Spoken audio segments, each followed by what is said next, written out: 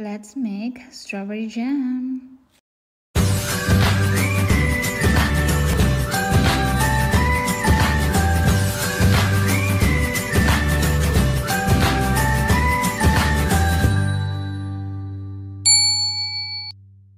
Ito na yung second version ng aking strawberry jam kasi nakagawa na ako ng unang strawberry jam. Kung yun napanood nyo, ito yung pangalawang strawberry jam.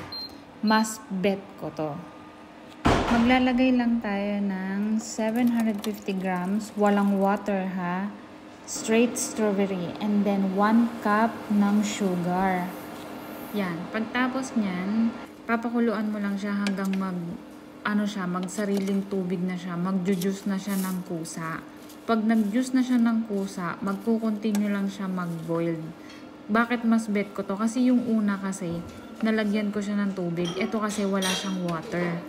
So yung texture niya talaga magiging ganyan. Maglalapot talaga pala siya ng kusa nang walang water. Naglagay lang ako dyan ng lemon.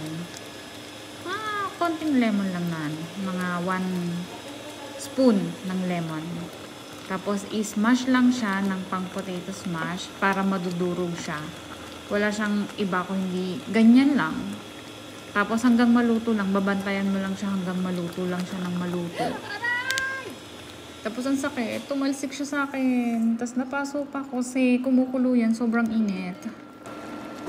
Next time, mag-iingat kayo para hindi kayo mapaso ha.